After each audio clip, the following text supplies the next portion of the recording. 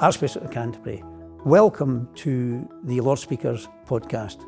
We have been friends and acquaintances for quite a number of years, and it's a real privilege for me to have a conversation with you this morning. And I'll call you Justin, and you call me John from now on. That's very nice, John. Okay. Thank you. First thing to say to you is that you wear fancy clothes. Sometimes you have an exotic headgear. Your neighbour across the Thames is the Prime Minister. You can walk up to Buckingham Palace to see your friend King Charles at any time. Do you suffer from imposter syndrome? Appallingly. I get up early in the morning and I take some exercise and I spend some time praying. And even this morning, I was in my prayers saying to God, what am I doing here? I must be the worst archbishop there's been for many, many centuries, a real sense of being completely fraudulent. The two of us were present at the death of Queen Elizabeth, a very sombre occasion and so well conducted by yourself. And I was privileged to be at the coronation, having a front seat row. I remember. Where you had the primary position. And it touched me when you put the crown on King Charles's head. You stepped back and looked to say, is it right on? And then went back. It reminded me of going for a suit with the tailor. Oh. He gets you done and they say, wait a minute, the shoulders, it's lying right at the shoulders. So that was a very human thing, It was one of two blunders I made in that service. I shouldn't have done that, but I think it was wonderful. It's very. Thank you. It is very noticeable. I made two mistakes in that service, but it was. You're quite right. The funeral was. It was somber, but it was so powerful, and I think one of my clearest moments was actually. The catafalque, the coffin with Her late Majesty in it, arriving at Westminster Hall, where you must have been. I was there. At the hall. I don't know if you remember, I was standing by the door. I don't know quite where you were, and it was a hot September day, and the sun was getting a bit lower, and you could see these long shadows ahead of the household cavalry who were dismounted with their plumes, and I was looking at them as the shadows before they actually appeared, and the shadows were wrong. And when they arrived, I realized because they all had their sabers reversed over their shoulders. And that was the moment when I realized that this was real. It sort of hit me very powerfully at that moment. But with all the most senior people in the country to receive the coffin in Westminster Hall in this extraordinary historic place, I found that one of the most moving parts of the service. I found it the most solemn occasion possibly I've been at, but somehow it didn't feel a sad occasion. No, I agree with you. There was a huge sense of a life well lived and properly completed. Yeah. And that is a gift that all of us would like. In terms of your early life, you've made it very open that you were the son of alcoholic parents, but you went to Eton, then you went to Cambridge, and then you became an oil executive. Classic establishment route forward. I know. But then you had the road to Damascus, and then you became a priest as a result of that. How did you navigate that journey? Well, growing up was pretty complicated, to put it mildly. And there was a lot of moving around, moonlight flit on one occasion, to avoid the rent. I think that was probably the case with my father, who was drinking very heavily at the time. And then when I was in the oil industry, I thoroughly enjoyed myself. I worked in, particularly the last 6 years, in a really wonderful company with great colleagues. And then there was a very clear sense of God's call to ordination. And my wife and I, we had 3 children by then, and my wife and I sat and prayed about it and talked about it, took a day out to fast and pray about it. And at the end of the day, we'd drawn down some paper, a line down the middle, and reasons not to and reasons to do it. And at the end of the day, we had 3 pages not to and 1 line to do it. Was, if this is God, then it's the best possible choice. And so you don't decide to get ordained, you decide to offer yourself to the church, and the church decides. And by the skin of my teeth, I got through the process. But am I correct in saying the Bishop of Kensington said there is no place for you in the church?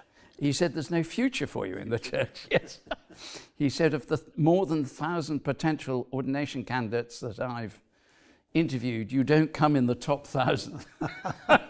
Very good. How wrong it could be as a result of that. But then you had experience in Coventry, in Yes. Durham, in Liverpool, and then Canterbury. And we had the privilege of sitting together in the chamber when I was Senior Deputy Speaker, and I was sitting on the Bishop's bench. And I remember you telling me about your experience in Liverpool. Yes. And when you came down to Liverpool, yourself and Catherine said that London is a foreign country. Oh, you remember that? Yes. Yeah, I do remember that. Absolutely. You know, and by the way, I had Michael Heseltine in here for an interview. Oh, gosh. But he made the statement that Liverpool changed him. It changes. It's a wonderful, wonderful place. It's one of our greatest cities, and they'd obviously say the greatest, and I often agree with them. But it's Michael Heseltine, when I was there, was still remembered as a hero, as one of those people who backed Liverpool. And I still saw this extraordinary, when I was there, 2007 to 11, through the banking crisis and the Great Recession.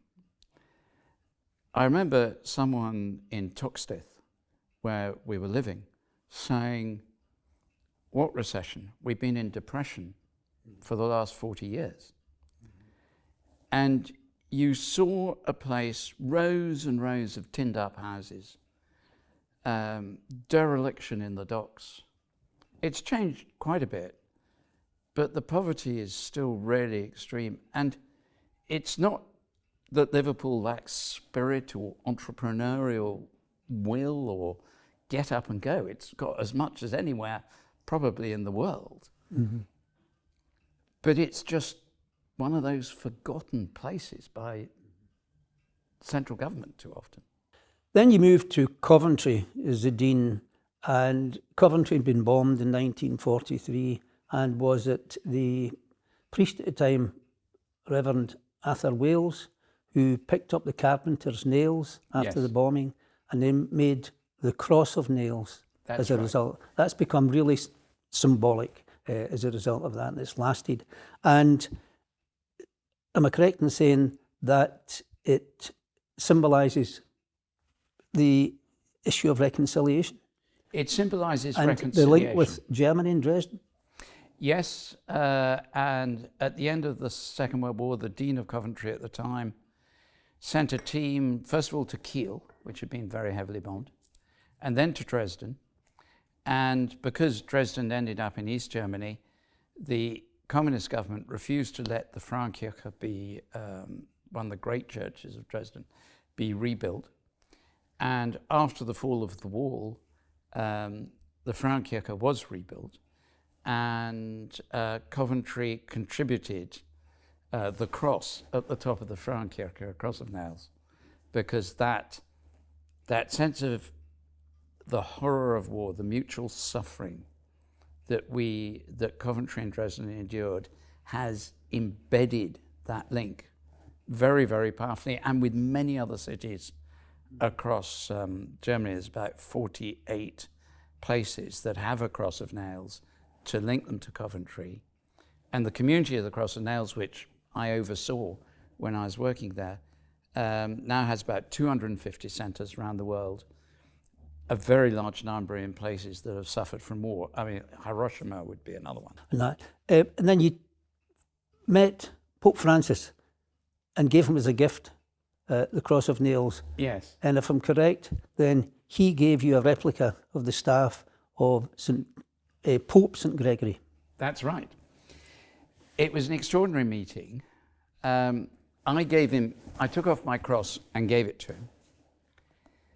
And to my surprise, I didn't know what was coming. He gave me Gregory the Great had a beautiful ivory carved crozier, the thing that bishops carry, which he'd held in his hand in 597 when he sent Augustine here to start the church, the Roman Catholic Church in England in 597. And I got a wooden replica of it, beautifully carved and made for a pastoral staff. And it was an extraordinary gesture because, Francis never does a symbol by accident. He is a genius for symbolism. And it recognised the pastoral responsibilities that Archbishop of Canterbury had. It was a great moment of ecumenical unity. Yeah, and you've become a great friend of his. Maybe we can come on to that later. But your interest in conflict areas and poorer areas, there's a common bond between you on that. Yes. But am I correct in saying you're the 105th Archbishop of Canterbury? Yes, I'm 105. Absolutely. And every aspirant for Canterbury says, Nolo Episcopari. Yes. Now, does that mean there is not in existence an ambitious bishop? Tell us what Nolo. Oh. Well, put it this way, when Rowan announced his retirement and Ladbroke started putting up the odds, I was 130 to 1. So nobody expected it. Least of all me, I think. I don't know. I mean, there probably are people who would like the job, but that's quite a strong disqualification in most of the bishops I know. Say, and I believe them, that it's quite a complicated job and they're very happy in their diocese. Mm-hmm. Yeah, you have no power, but you have responsibility for everything. Is that correct? Yes, that's more or less accurate. Absolutely. It's the privilege of the mug throughout the ages. And your speeches in the Lords, and maybe we'll come on to the Lords issues, but your speeches in the Lords always contain something from the Bible. Yes. As a result of that. But some would say you're too evangelical, you're too political. But if Christianity is about changing the world, hence it must be political. Yes. I mean, you must be... Going back to Aristotle, politics is about how we organise society. And I think Wes Streeting put it very, very well, because I'm accused of virtue signalling and politics and virtue signalling in politics. Wes Streeting a few months ago was asked about that. And he said he's the one person in the country whose job description specifically says he is to virtue signal. And I hadn't thought that, but I think that's accurate. That religion, Christian faith or other faiths, if they don't influence the way you understand justice and the way the world should work, they're just in a watertight compartment, and what are they worth? Mm-hmm. I mean, I think St. Basil the Great, you quoted St. Basil the Great in one of your speeches, warning about the common need as a means of private gain. Yes. Now, that's a really sharp, subtle comment on today's society. I think that's right. And it was intended as such. And I know you're obviously very, very neutral and impeccably so in your current job, but in the past you were certainly influenced by your own faith in how you saw the world. Roman Catholicism and Catholic social teaching has within it not the sense of common need, but of common good. And it's a very, very different thing. It's to say, what do we do that enables the benefits of an incredibly wealthy society to be spread with justice and righteousness? Yeah. And also, I think you quoted Matthew chapter 6, verse 21. Where your treasure is there, your heart will also be there. Yeah. But you compared that to the fight for the heart and soul of the country. Yes. Do you build your treasures up and then do nothing else? You and I looked at the banking crisis, and perhaps we can come on more to that. But a number of people who have made quite a lot of money from banking have said to me, and I think it was echoed by Mervyn King when he came to our committee, that he's met people who've retired from banking who then say, I want to do something useful. Yes. I think there's, what comes to my mind, I'm sorry, you're going to get a bit of God here, but I am the Archbishop. Oh, you're here for that. It's sort of, it's my job. It comes to my mind is that parable of Jesus is about the man who has a big harvest. So he says, this is wonderful.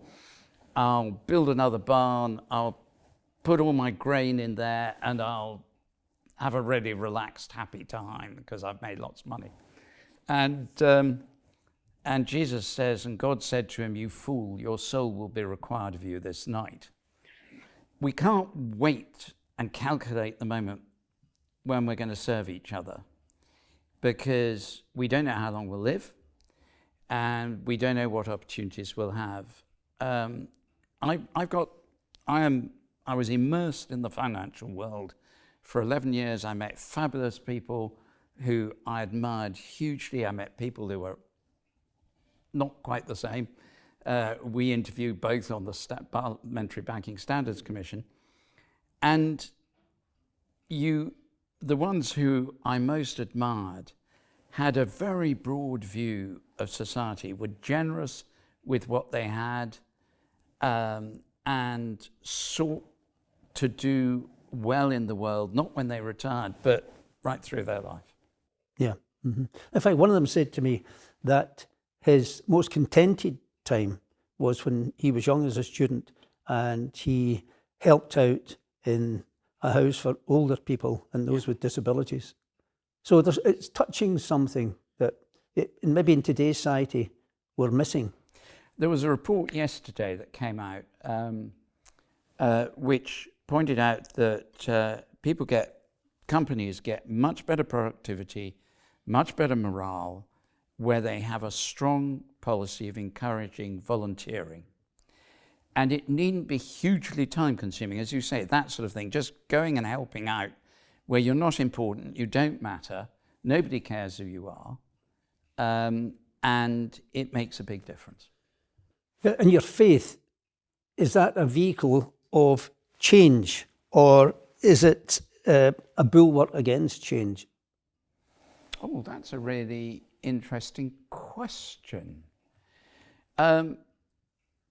It compels me to welcome change. It compels me.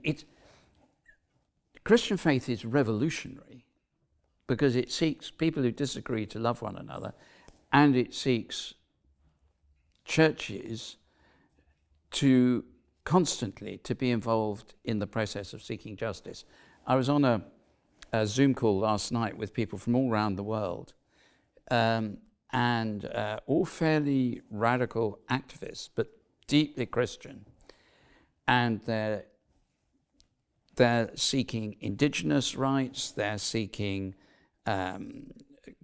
reduction of arms sales and fighting against gun crime in the States. All kinds of, and in this country it was a couple of people, racial justice. And I was so struck that for them, faith meant whatever their instincts, they had to welcome change because they had to see the change that God wants to make because God's involved in our world, and to work with God, to see, as my wonderful predecessor, Rowan, who you probably remember, I do, well. said once, our job is to see what the Holy Spirit is doing and get in there and do it with him. Yep. Well, in terms of change, I suppose that's where your supporters or critics come in change as a result of that. But if you look at the Church of England, the past 100 years, almost all of the archbishops have been Oxbridge educated, and all are white. All white. And in the last several hundred years, all the white. And they're probably all Oxbridge educated. Does that need changing? It is changing. I mean, it's changing. Archbishop of York wasn't Oxbridge educated. Thinking back, you'll find plenty of others. But if you look at the bishops today, for what it's worth, I'm the only Old Etonian. The vast majority did not have a private education. And that means inevitably that in the future, we're likely to have women, we're likely to have people from global majority heritage, and we're likely to have people who are not Oxbridge educated. It's certainly not anywhere in the job description. But you have made responsibility for the larger Anglican community through the world, and you only have soft power to do that. I mean, for example, I think the Archbishop of Nigeria, and we know same-sex blessings and the position for women is very sensitive. The Archbishop of Nigeria, I think, said that you're promoting a second Reformation. Oh, good. I'm not. I'm trying, throughout history, we have seen developments in understanding in the church. Newman wrote a wonderful book on this. When he was still an Anglican, before he went to Rome, and then he rewrote it when he was at Rome, and it was even better, to be fair. But the church responds, interacts, it's part of its society, it interacts with what's happening in society. When Galileo discovered that the earth went round the sun rather than vice versa, although the what happened to him as a result of that? Yeah, it was not good. No. That was your lot. But very quickly, and then with the Enlightenment and the science and Darwin, the church realized that it had to change its understanding of, for instance, the early chapters of Genesis, to see that they are not history, they are theology, and they're telling us incredibly important things about the nature of human beings. As we've discovered that, for example, in the thing you suggested, that nobody chooses to be gay or straight or bisexual or trans or whatever, that we have to adapt our understanding while still maintaining a church that seeks people to be holy, to be faithful to committed relationships with one another, not to be promiscuous, to seek to love one another and to be loving to others. And we all know there's scarcely a family in the country that doesn't know someone who's gay, for example, or gay couples who are wonderful in how they bring up adopted children or children who've been conceived through interventions. And in the country, people realize that's the case. I'm not saying the church just goes with the flow. There are plenty of things the country supports that I really don't. But we do have, when science changed, when the understanding of the realities of the natural world change and of human nature, we must pay attention. I suppose some would say that the primary message of Jesus was love one another, love your neighbour. So the respect for same-sex couples or whatever else, that flows from that. It does flow from that. Jesus is very clear about the need for holiness and obedience to God's commands, and that's where the disagreement lies. And what the Church of England is seeking to do is just to make pastoral accommodation for different people without changing its doctrine that biblical marriage is a lifelong union of one man and one woman. And that's what we're seeking to do. It's a difficult process. I mean, Pope Francis has been advocating for praying with and loving people in same-sex relationships very carefully himself. And it's proving as difficult. He's got into hot water. He's got into very hot water. Yeah. You find the same thing with the Methodists. You find the same thing everywhere. Yeah, of course. It's dealing with changes in the world around us. Reform in the Lords. Before I go into that, maybe just a quick look at the Parliamentary Commission for Banking Standards, because I think we were there originally for a few months, but it went to 2 years exactly as a result. And you were very generous in that you were Archbishop of Canterbury. That was announced, but you still stayed with the Parliamentary Commission for Banking Standards. Oh, it wasn't generosity. I was fascinated, and I thought it was really important. Yeah, I think we did a lot of good work there. And again, I remember us sitting together talking about it. And at root, it was about cultural change in the banks. Exactly. My view is maybe we missed a little bit of a trick there. I think we have. I think we have to recognise, human nature, that people will always be tempted by very large sums of money, and we're talking megabucks. But I think we did miss a bit of a trick. I think the city is one of the great glories of our economy. I really feel that. But it's not always as helpful to our economy as many think. You'll remember that I failed to get an investigation into what the net contribution of the city was since, say, 1945. And the productivity. Exactly, including the crash. Absolutely. Because the crash cost directly less. They've got a lot of money back from denationalising the banks. But if you then take into account the costs of the guarantees we gave, which were £1 trillion, if you take into account the indirect impact of the collapse of the banking system on confidence in the economy, on investment, we still haven't recovered in many parts of the country. Absolutely.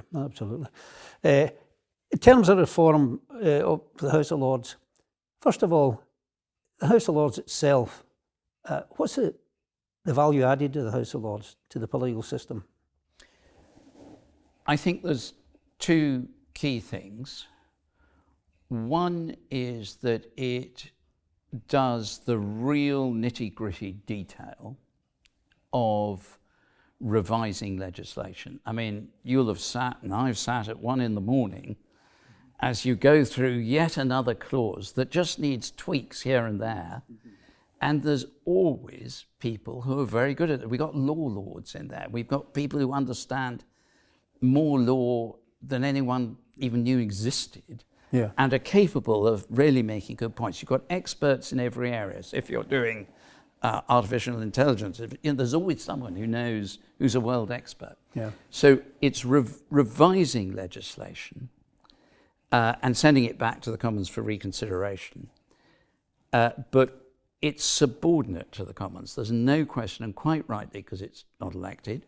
The other great thing is, I think I'll give you an example. Do you remember earlier in 2024 when David Cameron was Foreign Secretary, there was a debate on foreign policy? Yeah. And the people who spoke in it, I mean, it was an extraordinarily powerful debate. They were real experts in their field. And at the end, David Cameron gave a masterclass in summing up, and I mean, it was brilliant. Everyone on all sides was saying what an extraordinary capacity. And there you got the big picture from people who know what they're talking about. So I think those are the two things.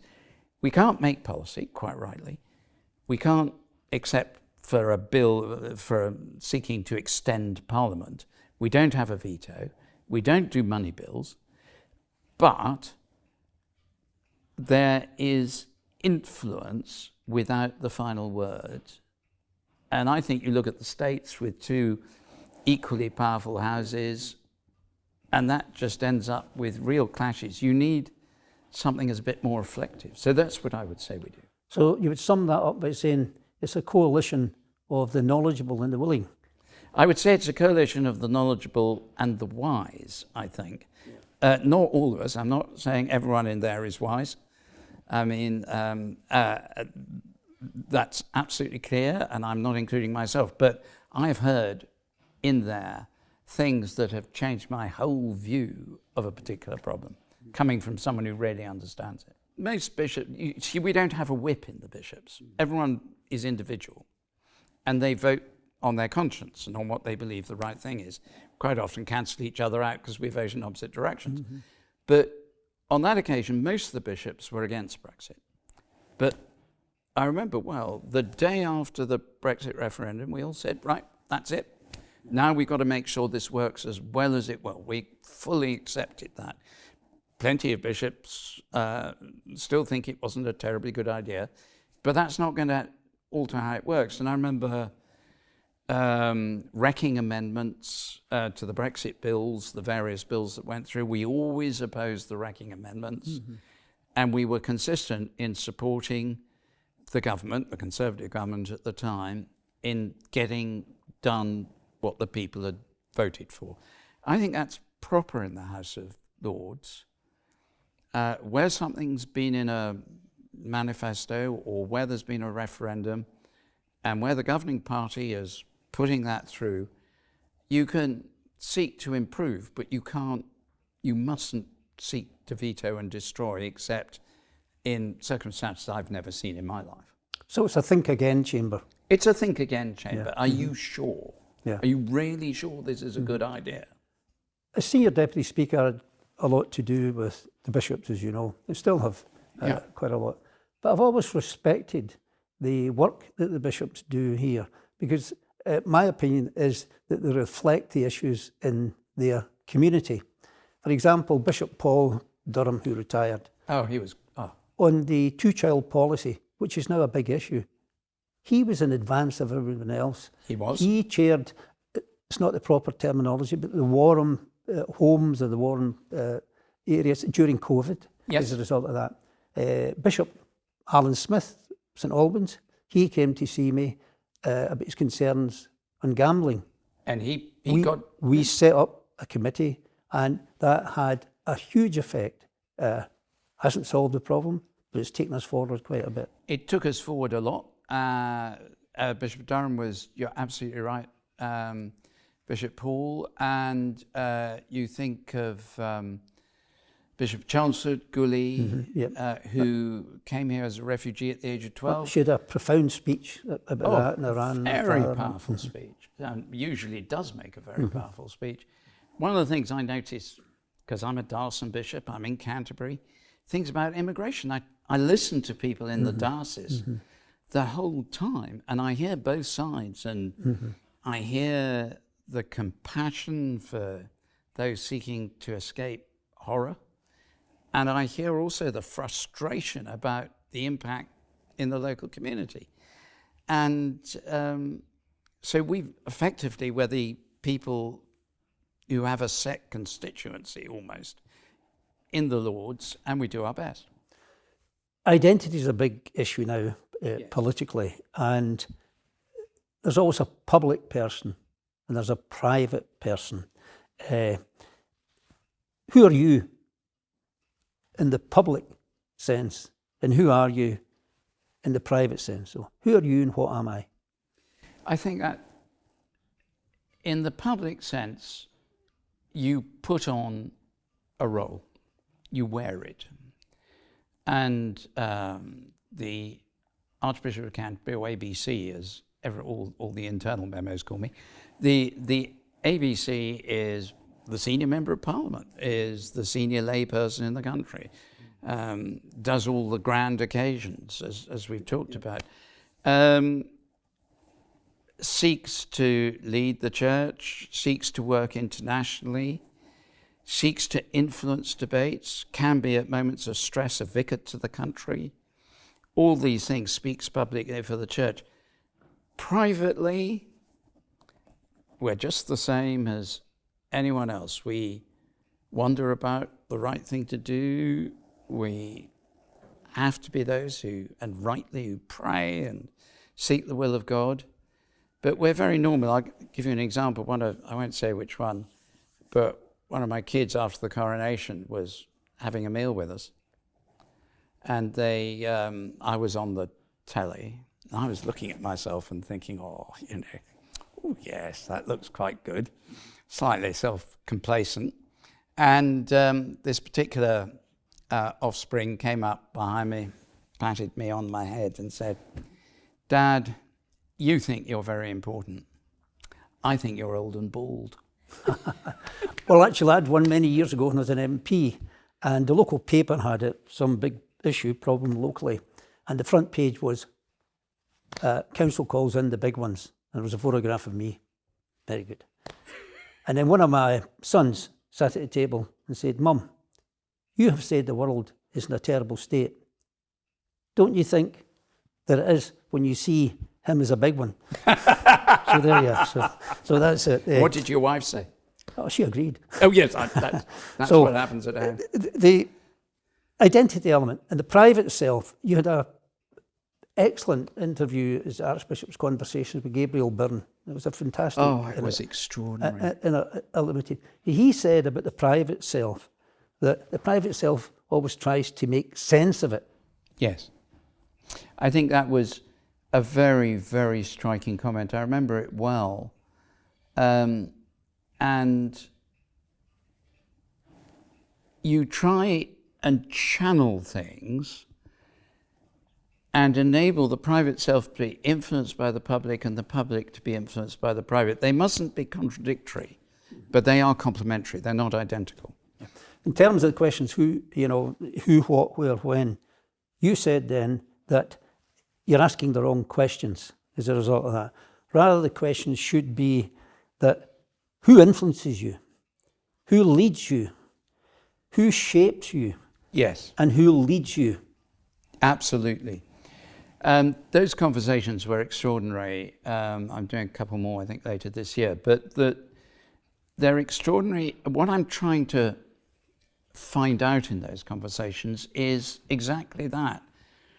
How do people who have public persona, how do they work out what's right and wrong? Because that's a real challenge at times. How do they know what to say and what to do? I mean, you think of someone extraordinary. I think one of the most extraordinary was Nick Cave, the singer and poet, who's just published another album, which is... And who's lost family. And he's lost two sons.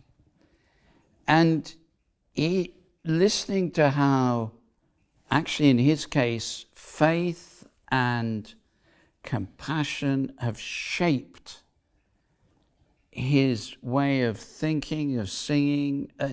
He brings the two together very powerfully, and it's a remarkable thing to listen to.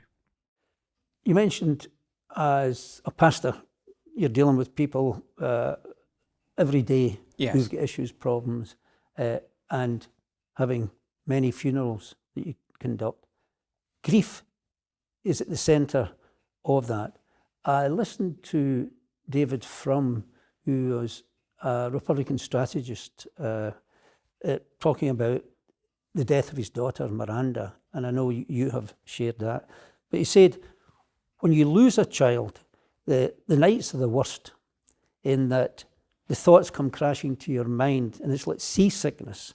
The grief ebbs and surges with intervals of comparative calm. Beautifully put. Yeah. Now, how do you minister to people in areas like that, and how, as far as possible, can you console them? I think what we have to understand is that grief, he put it beautifully there, it surges and then you have moments of calm.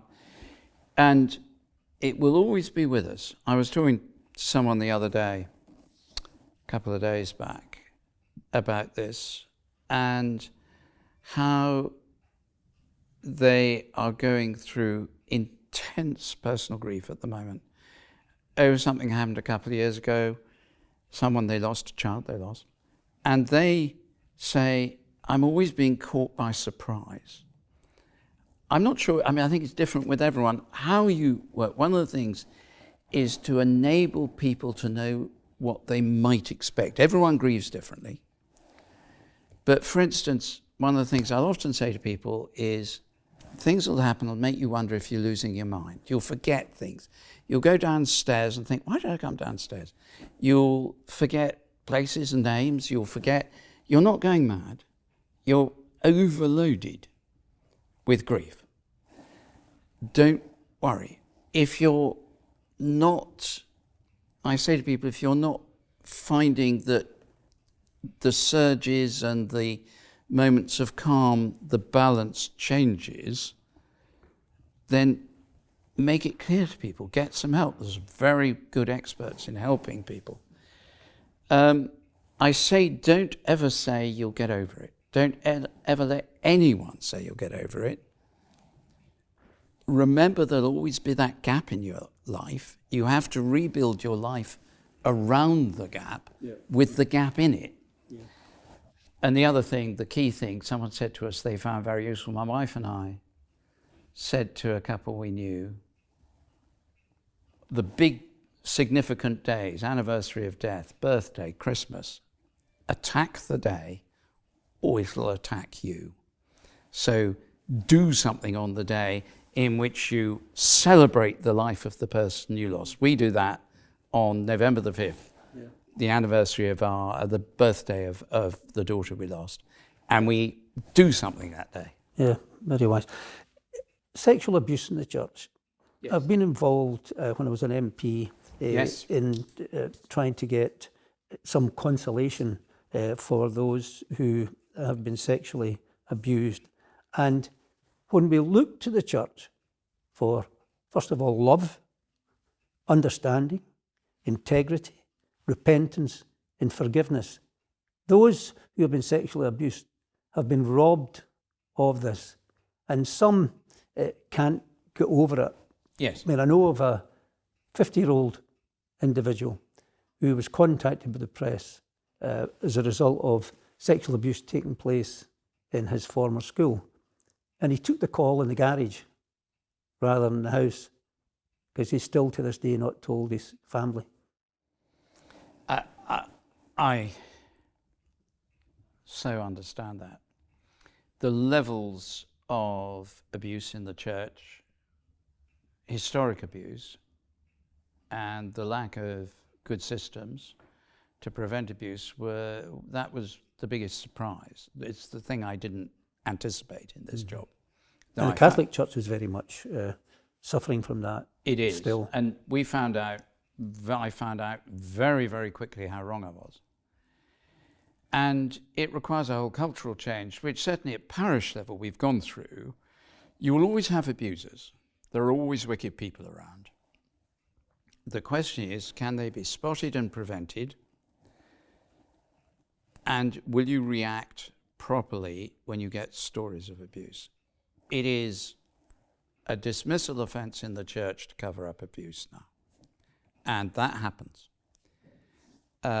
We've had a significant number of independent reports. We have a whole system in place now.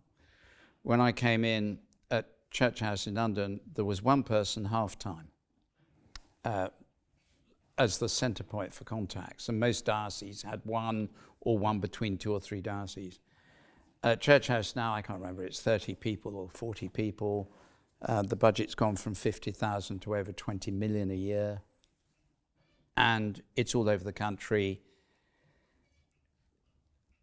It's something you cannot be complacent about. And even as I'm saying this, I hear the voice of survivors saying, but you haven't dealt with this yet, Archbishop. You haven't dealt with that. You haven't dealt with the other. And they're right. We have made huge progress, but not yet enough. Yeah. In terms of that, my own feeling is that there's a relative wall of silence in the church yet, and there's an uncomfortableness to express that from the clergy. And I feel that there's still a view that we have to protect the institution, and that's done at the expense of individual. It is, and I agree that can happen, and it's the default reaction. I suppose Parliament has been going through the same thing over sexual harassment and stuff, and the automatic response is, don't say anything, we can't afford that. And one of the things Jesus said is, if you want to be my disciple, you must take up your cross and follow me. Those who seek to guard their life in this life will lose it, and those who are willing to lose their life will gain it. I interpret that for an institution as saying, to the devil with our reputation, we need to be transparent and honest, and that needs to be the culture. And as I say, we're better, but we're not there. One of the ways we've done it over the last 10 years, we've had a very large number of independent reports, and they are very independent. And that has given us significant criticism, and that's the right thing to do. There comes a point, we've now got a very independent national safeguarding team. Mm-hmm. Yeah, sure. In terms of reform of the Lords, we've got the Labour Party's proposals for abolishing the hereditary peerages, and we had the Lord Speaker's report on reducing the size of the House to 600. That got a bit imbalanced with Boris Johnson coming in, so we've still got quite a bit of work to do on that. But in terms of the issues for reform of the House, how comfortable are you with it? And do you think maybe the bishops could be next on the chopping block? Funny enough, I was anticipating that question. The reform of the House has to go ahead, and the decision about the bishops is one for Parliament. It's not for the bishops, obviously, to decide whether they're in or out. Mm-hmm. I think they make a huge contribution. You've talked about what they do. But if Parliament decides otherwise, that's the prerogative of the House of Commons to decide, and obviously we accept that. I think it would be a great pity. I think it would lose something in the way the Constitution works. But it's really up to the House of Commons, that one. And I think clearly there are too many of us. I've not come across anyone in the House who doesn't say there's too many of us. It's a solution for it as a problem. I mentioned Pope Francis and yourself. Again, two individuals who've struck up a friendship which many people wouldn't have expected. I know. And having spoken to a number of priests in the Church of England, they've admired both your work and Pope Francis in travelling to what Francis called the peripheries, for example, in Sudan and Africa. And again, priests have said to me that you have taken on quite a number of risks in a personal sense, being over there. But you seem to be driven by the same agenda, whether that's the poverty, the inequality, the environment, with Francis, with his Laudate Si encyclical. I've been very fortunate. It's been a huge blessing, the relationship with Francis. He was put in 2 days before I was. Mm-hmm. And we joke about that. He says, I'm the senior. By 2 days. We use the senior in a million other ways, but that's different. But I've learned a huge amount from him. I would certainly see him as someone whose example has shaped in a fresh way my theology. His passionate concern for the poor and the excluded has been something that I've taken on board more and more listening to him. And that's been one of the greatest privileges of my life. Lovely. On the future, the world and young people, we're not leaving young people with a good legacy. And our generation, in many ways, have the best of the world, whether it's in... Golden age. Yeah, exactly, as a result of that. As a bishop, as a leader of faith, how can you set the young people's hearts on fire? Challenge, excitement, adventure, not complacency, not empty reassurances and promises. The thing I was talking to about 300 young people on Friday evening, 4 days ago, in Bath, mostly teenagers. And I said, you are to be the revolutionary generation. You are to be the generation that reshapes what we're doing about climate, about poverty, about equality, about faith. We had a 6% increase in people under 25 attending Church of England churches last year. First time for 70 years or something. And I find real transparency, acknowledging where we've gone wrong, saying to them, life, and particularly, I would always say, and one of my cliches is, you can never go wrong by becoming a disciple of Jesus Christ. That's the greatest decision anyone can make in their life. It won't be comfortable. It'll be the most enormous adventure. It will be hugely challenging, and you'll change the world. And I find that kind of challenge. I think they're an amazing generation. Snowflakes, rubbish.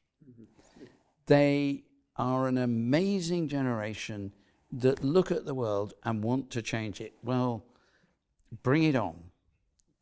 And you know, the great threats to our world of vastly growing inequality and of war, and war, of course, stops any action on climate change, of migration, these are things we can change, and they are the people we must educate, we must encourage, we must liberate to ensure that they can change. In doing that, I recall the Dominican, Timothy Radcliffe. Oh, he's wonderful. He gave the opening homily at the Synod last year. He did. He was asked by Pope Francis. And he said, religion is too important to be serious about it. In that he looked at the gospel, and the gospel was lively, embracing, and, if you like, humorous at times with that. And he said that we've become too serious and instead of being playful with quite a number. And I know myself sometimes sitting in a church that you would have the priest saying, the world is bad, it's evil, if you like, nothing to do with it. But then when we go out to the car park, it's full of fancy cars. We then talk to people who are going their holidays abroad as a result of that. They embrace the world in every way, but in church we're told, no, keep away. We're in the world. We're in the world. We're not meant to be of the world, Jesus says. We're in the world. And there is so much to be joyful and say. I start with hope because God raised Jesus from the dead. Death is conquered. The grimness of the world will be overcome in the grace of God. Yes, there's a lot wrong, but there's a lot right as well. I look at, even during the riots in August, what happens? People come out to clear up and to say to the rioters, stop that, that's not us. That was inspiring and moving. As the NHS was clapping for that. As the NHS, as the election. Yeah. Do you realise we had an election which completely changed the government, and huge number of changes in holding of seats. And from the time the polls closed to the time we had a new government, without a hint of difficulty, was 14 hours. And the Prime Minister in his farewell speech said to Keir Starmer, Rishi said, your successes will be all our successes. It was gracious, it was swift, it was clean. You and I both know how many places there is nothing like that. We've just seen Venezuela, where a clear electoral result was overthrown by the military and by a tyrant. The world is not all bad. I find in politics that the vast majority of people in politics are well-intentioned, seek to do well, take huge risks. I mean, the last campaign was dreadful for women candidates, and yet Terrible. They just gritted their teeth and pushed through. There's a lot to celebrate in the world. Yeah. So this concept of being in the world, if I could go back to Francis, he scolded priests for giving sermons that were dense, but no more than 8 minutes, he said. People can understand what's going on. And he also said that what they should do is that they should engage in activities in the role of formation, read poetry, novels, watch films, storytelling. That's what will get people. So you're at one with that. I'm at one with that. And you talk about humour. If you look at many of Jesus' parables, they're never read in a way that gives the humour.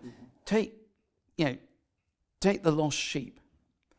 It's a joke with a sting in the tail. He starts off, there was this shepherd, and he had 100 sheep. And they're all thinking, well, shepherds were well known for being a bit ditzy in those days, and not like now. And before I get emailed by all the shepherds. But in those days, they were a bit ditzy. So there was this shepherd, and they were all going, oh, this is a good one. He had 100 sheep. He loses one. So he leaves the 100 sheep in the wilderness, and he goes off looking for the one. They think, oh, typical shepherd. 99 more he's going to lose. And then he finds the sheep. He doesn't go back to the flock. He goes back home with it, carrying it. Can't it walk? Everyone's giggling away. And then he says, God's like that. And you've got a humorous story with a real bite to it. God's like that. He cares so much for each of us. Am I correct in saying that Rab Butler was your uncle? Great uncle. Yeah, uncle. Grandmother's brother. Right. I remember Chris Patton saying about conversation that Rab had, given that he was the best Prime Minister we'd ever had. Him and Macmillan didn't go on, but a distinguished Chancellor, Home Secretary, the architect of the 1944 Education Act. Yeah. And one of his young staff asked him, what's the most important lesson that you have learned in politics? And Rab responded, easy. He said that it's important to be generous rather than efficient. Now, I would not take that I didn't know that one. I would not take that as literal. No. But there seems some political philosophy underneath that. Yes, I mean, Rab was I knew him quite well. He was and he brought up my mother during the war. He was an incredibly clever man. And he was very widely read, and he had a very clear Christian ethic and approach to life. I remember him saying to me one day when I was at college, he said, I've just finished reading John's Gospel. And he was talking about that and the need to be generous and to love. And it's not a binary choice. You can be generous and efficient, and should be. But that's a classic Rabism.